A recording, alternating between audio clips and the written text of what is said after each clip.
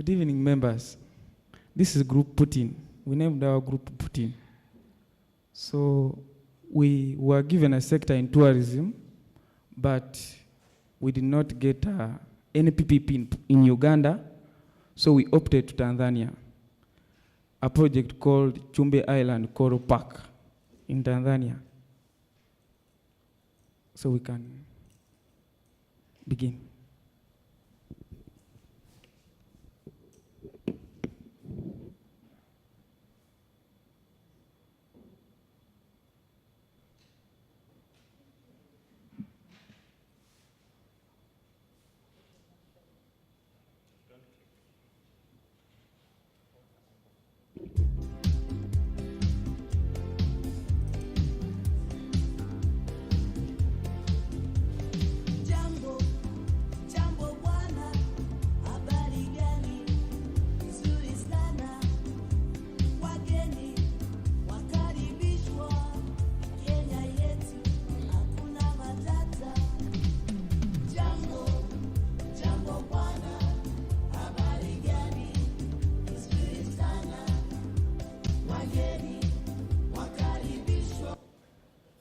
This video is all about the Tousirm Island, what's there in Tousirm Island, the coral reefs, the nature of the coral reefs, where it exists, what takes place in the island.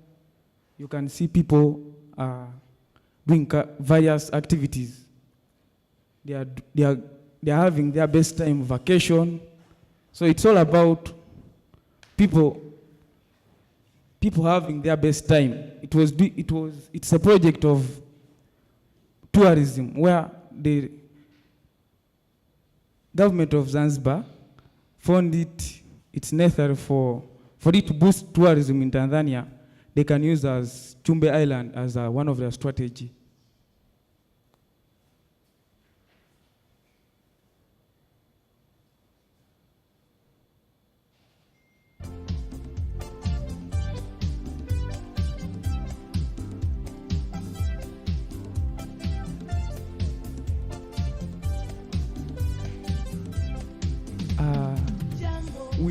We had different shortages since we had different parts. Vero can also explain some of the parts.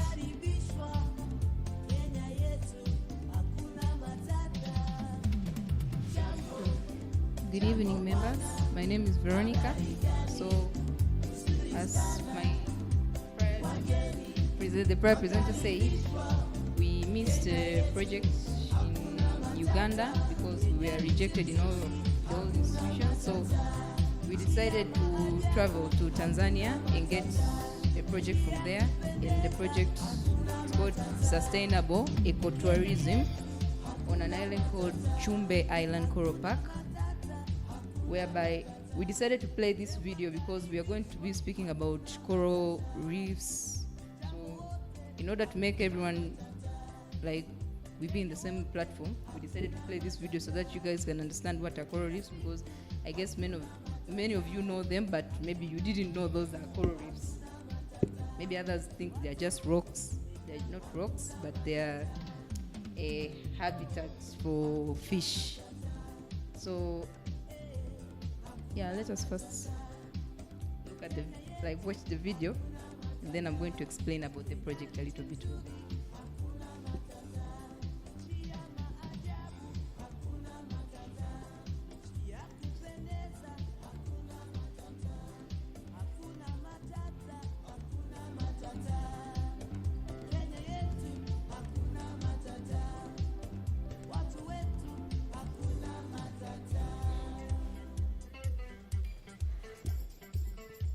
So, let me explain about the project a little bit. The project is in Zanzibar. Zanzibar is an island in Tanzania, an independent island with its own government. However, it's part of Tanzania. And this island, it has more islands, whereby Tousirm Island is one among the islands that is present in Zanzibar. So I'm going to explain how this project came into being, whereby in 1994, a certain donor aid worker called Sibylle Redmiller, a German donor aid worker, came to Zanzibar, and she was looking for a place where she can put marine institutions. So she visited this Chumbe Island and saw its potential. However, the island was being overexploited by human activities such as overfishing, overharvesting, and it was a place where soldiers were using for ranging. So the place was being highly destroyed, but she saw that around the area, after a little bit of investigation, the place was, these coral reefs were very rare, like are rare things to find, and they were being destroyed. So she persuaded the government that she wanted to engage with the government in a project whereby in Tanzania, in the first place, we never used to have something called marine tourism, whereby people would visit, like how you see those people are going into the sea. We just used to visit the national parks, and that's all. So she wanted to initiate a project whereby she would make marine tourism one of the most famous. So people should engage in marine tourism in Tanzania. So the project was called Sustainable Ecotourism. I hope you guys understand what's the meaning of being sustained, like to sustain something. It's just she wanted to sustain this island, not only for the people who in 1994, but also for the coming generation, and whatever activities or whatever tourist activities that will be taking place in the island will not be there to affect the marine ecosystem. So that's how the project came in place, whereby the government of Zanzibar was the direct overseer of this project as the public entity, and Chumbe Island Coral Park Limited as the public partner. And the project began in 1994 under a management contract and a lease contract, and since then they keep on renewing it every after 10 years. So since from 2014, they renewed it to 2024. So I'm going to let my colleague explain the objectives of this particular project.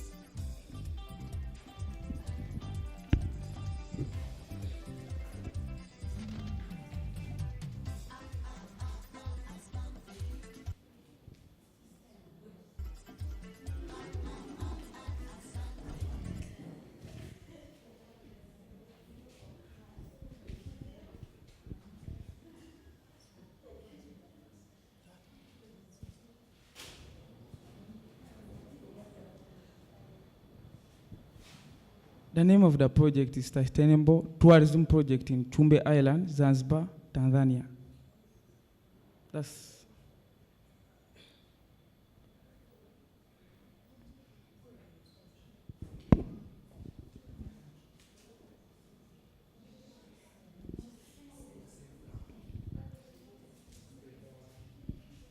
I'm doing the project's objectives of the project.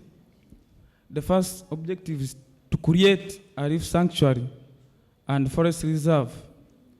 Here, what they're trying to aim at is a sanctuary is a protected place.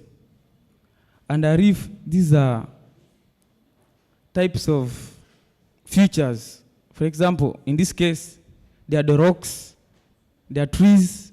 So the main objective of the project of the Chumbe Island Coral Park is to create a reef sanctuary to enable these beautiful rocks and trees to exist for a long time in order to keep helping developing Tanzania in terms of their GDP.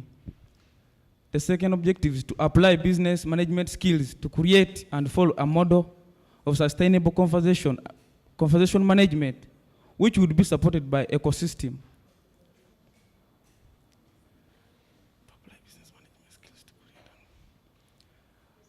Another objective is to educate the public about the need for conservation.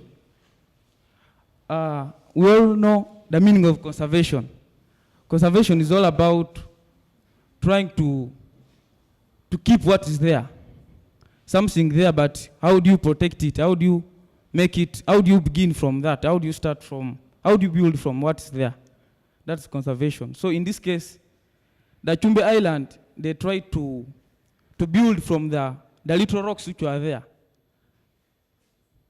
Through conservation, developing those ones from the smallest, because the project was of 33 years, so in those 33 years, you can imagine, they will have developed many rocks. Another objective is to promote marine tourism in Tanzania. Marine tourism is water tourism. This one deals with things in water. Mission of Chikop.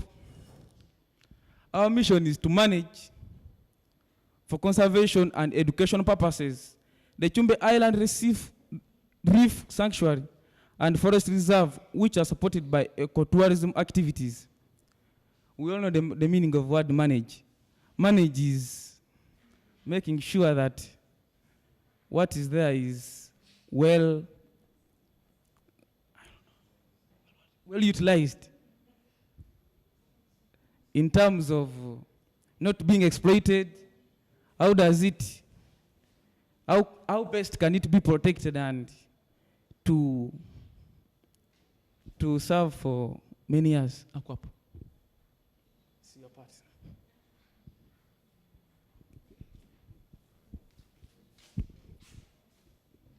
Thank you, Sembo.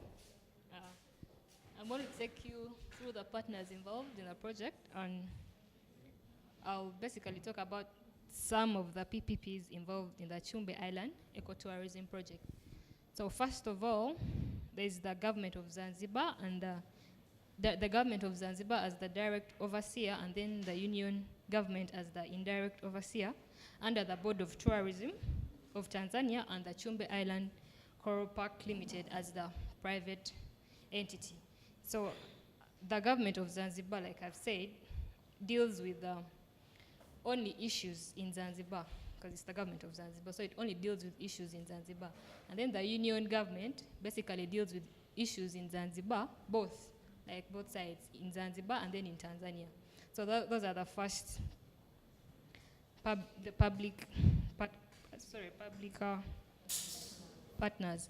So the second, there is the Ministry of Agriculture, Natural Resources, Livestock and Fisheries. So this is the ministry with which Chikop has the Coral Reef Sanctuary and Forest Reserve Agreement. So Chikop majorly partnered with this ministry to come into an agreement over the Coral Reef Sanctuary and then the Forest Reserve. Like we talked earlier, the Coral Reef Sanctuary is I don't know if you guys watched the video. So the Coral Reef Sanctuary are basically the strong vegetation in the water.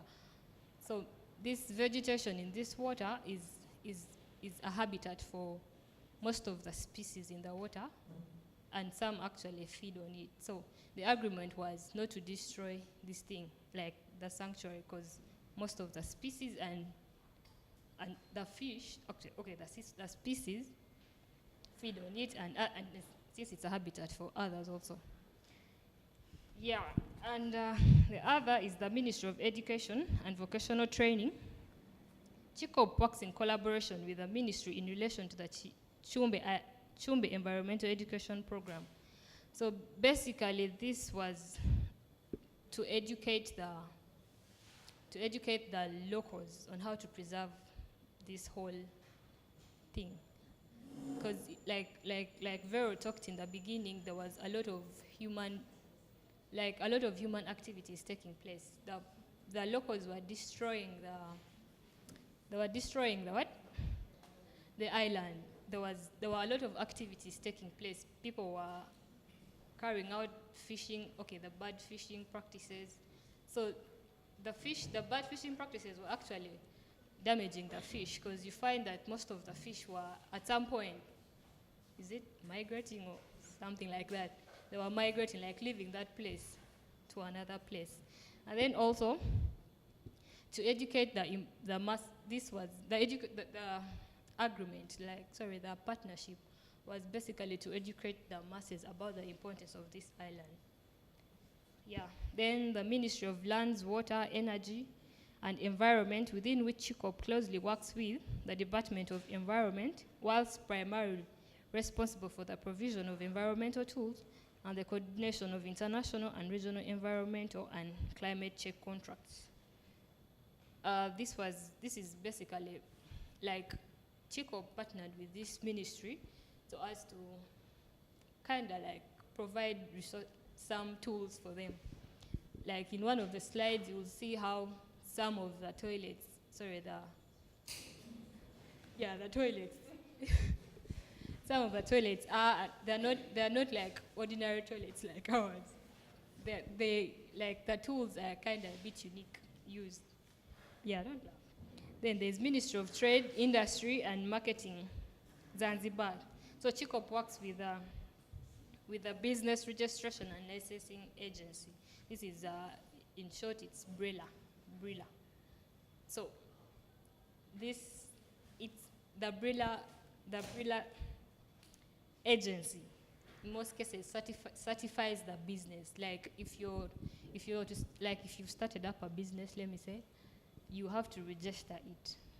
So if you've not registered it, meaning it is an illegal business, I could say. So BRILA is there it is a registration and licensing agency. So if you've come up with a project or something like Sabila did in the island, she came up with a project, she had to register it, and she had to register it with BRILA so that it could be certified, and then other things would be carried on. Yeah, then there is the Zanzibar Police Commission through Mazizini Police Post, through which security support to the island is provided. So in this case, CHICOP partnered up with this ministry so as to keep law and order in the island. Like it being an island, there are a lot of, let me say, illegal activities being carried out. There's going to be fishing, and then there could also be theft. So the CHICOP partnered up with this, so as law and order in this island is being practiced. Then there's the Ministry of Finance and Planning, with which CHICOP works with the Zanzibar Investment Promotion Authority, to which investment reports are submitted, and the Tanzania Revenue Authority and the Zanzibar Revenue Board, through which taxes are associated. Yeah, this is more of paying taxes and all. Then lastly, there's District Commissioner for the Western District as a local representative, chairman of the Chumbe Advisory Committee meetings. You'll understand. So I'll call upon my next colleague to take you through the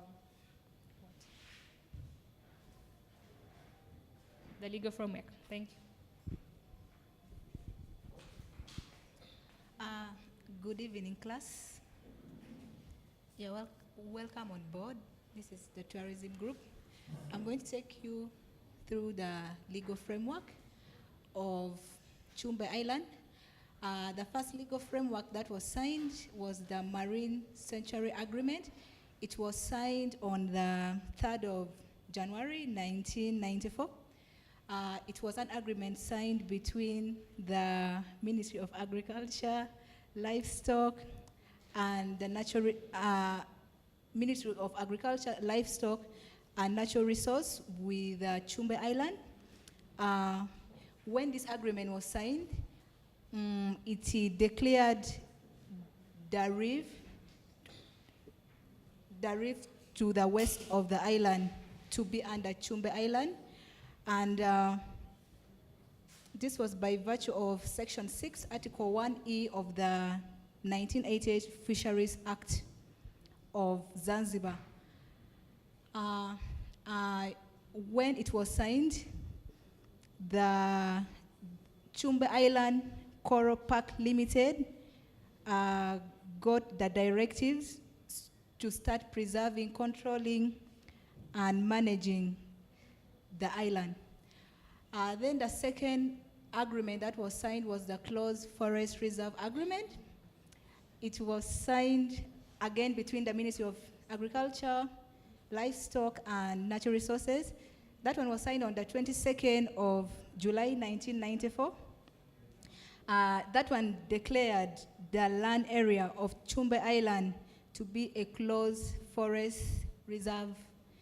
And it was in accordance with the provision of the Wood Cutting Decree, CH 121. Yeah, so those were the agreements signed. Then I'll take you through the challenges that the island is facing under the Chumbe Island Coral Park Limited. The impediments. Okay, so the first challenge. The first challenge, we have human activities. We know the island is not only habited by the wildlife or by the aquatic life. There are also human beings on the island, and they need to survive. So most of them are fishermen, so they survive on fishing, but they overdo it, like they overfish, and through overfishing, they are making certain species to become limited, and which does not make sense, because if the species are limited, what will the tourists come and view? So that is also a challenge. Then another challenge is the climatic change here. The hot climate makes the water warm. So if the water is warm, it causes coral bleaching. If it bleach, like it turns the color from the original green to white, which makes it die within weeks. And if they die, it leaves the island with as in nothing for viewing. Another challenge, we have inadequate funds. We all know that Chumbe Island Coral Park Limited is a private partnership, and so they don't have enough money to run the island. So the problem of inadequate funds make it hard for them to expand their resources and to expand their facilities.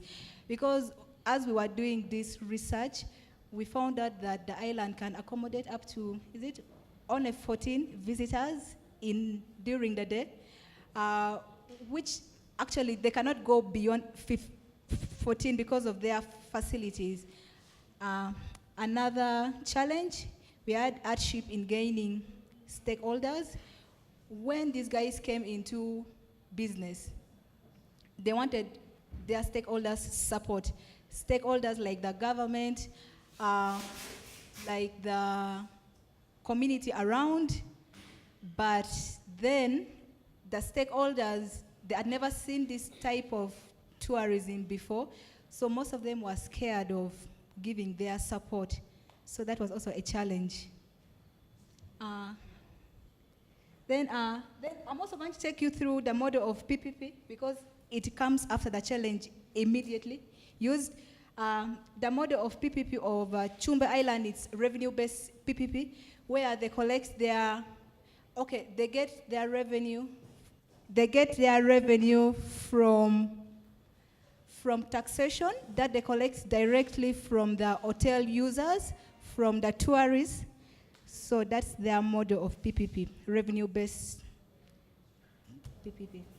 I'm inviting my friend to take on. Good evening. I'm taking you through achievements of the project. The first one, it has succeeded in the conservation of the environment. As you all know, as also from the video, Chumbe Island, my friend after me will come and talk about the strategies put forward in the Chumbe Island, like the toilet used. They do not cut, trees, they use solar systems. So they have tried to put those strategies forward so that they can conserve the environment. Then we are having, it has promoted global recognition of Tanzania. Surely it has, because first of all, it has been known as among the 10 romantic places in Tanzania. Then it has also won an award of TripAdvisor Traveler Choice in 2016, and a lot of awards. Even it has won a global award winning in 2007 for UN Global Award. Also, it has succeeded to provide a platform for teachers and students to participate in the education sector. Chumbe Island has Chumbe Island, there are a lot of places. There is Chukwani, there is Mbuyuni. Along those places, these people have gone to educate people like to conserve the island, not to overfish, not to cut down trees, and to use other strategies in order to provide, to conserve the environment. We have also, it has gained tremendous support from the local government. The local government has also made sure that whatever the project may be, they've put maybe strict laws like don't cut trees down, do not fish on this place, do not take water. The local community has done it very good by not doing those things and protecting the land. Also, it has succeeded to advance from being to self-funded in order to operate efficiently. First, it was funded by the government, but later on, it had to fund by itself, and we have seen that it has succeeded in funding itself. As I welcome my friend Jackie, to continue from here.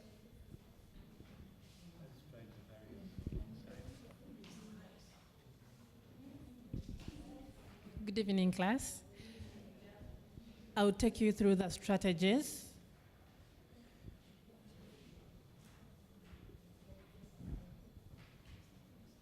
Yeah, the strategies used to score the project. The first strategy we have, the use of environmental friendly buildings. Yeah, as you can see, the buildings are built using the local materials like the palm leaves, as you can see. Then another strategy, we have the solar heating system. You all know what a solar is. They use it for like electricity, and this prevents the cutting of the trees on the island. Yeah, that's why they went in for that system, the solars. They use it to heat, to boil their water, for showering. They use it, everything, electricity. And we also have the rainfall catchment, the tanks, like you've ever seen such things on buildings this side, whereby they put that line which directs the water, it collects the water of the rainwater to the tanks. Like they protect the water. They use that water instead of using the island water, they have to use the rainwater. So it prevents that. It prevents people from using the water. Yeah, that is still the same, solar. Another strategy, the toilets they use, they're not like these normal toilets. As you can see, they are built using, I don't know, it's wood. Yeah. Then it directs, okay, let me say like, not like these toilets, the latrines we have, they have to use that so that the waste is directly, it's taken to the purifier, and the water is purified again, and it goes back to the island water.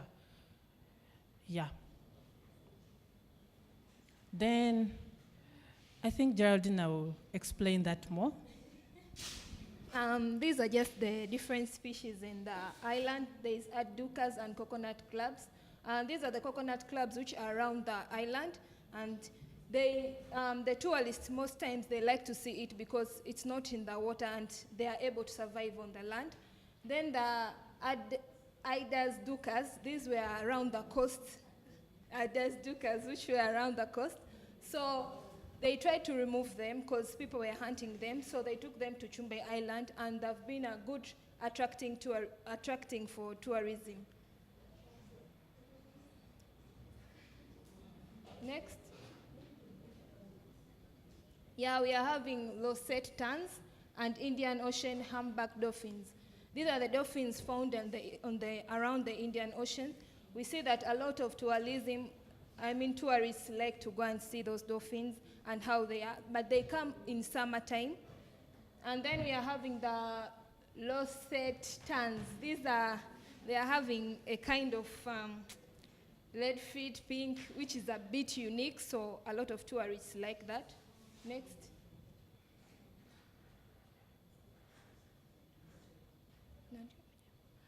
Paradise flycatcher and yellow-winged bat. That yellow-winged bat has attracted a lot of tourists because its color is like a queen. And then we are having the paradise flycatcher. It has a long tail, which is colored, so it attracts a lot of tourists. Next. The different varieties of fish. We have different varieties of fish in Tanzania, and we have eaten I think a lot, because me I've eaten even octopus. It's so sweet and it's so good for men. There is prawns and a lot of fish. Next.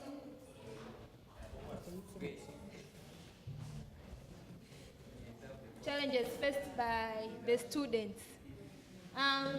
Lack of commitment with some group members, like laziness, distance, parenthood, and tuition.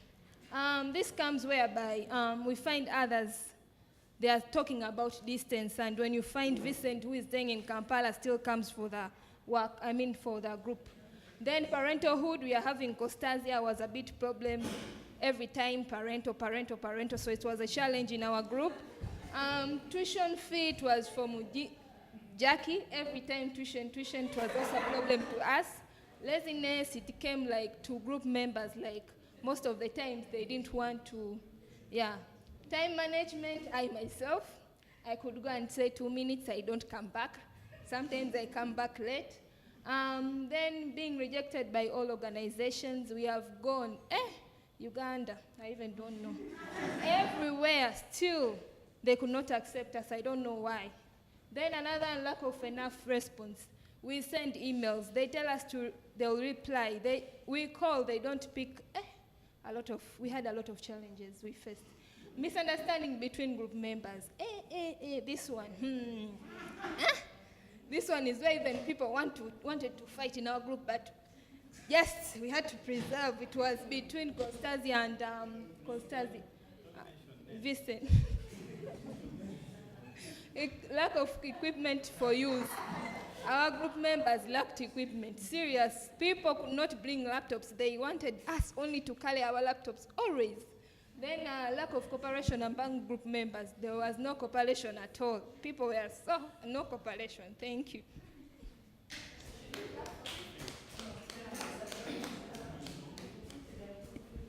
Okay, so we're going to wrap up our presentation by a few recommendations, whereby these are recommendations to Tousirm Island and, to increase its facilities to accommodate more people, as Brenda had explained. Also, massive community sensitization aimed at consolidating community initiatives, and also to encourage it to keep up its hospitality. Compared to Uganda, they were much more hospitable. So we thank them a lot.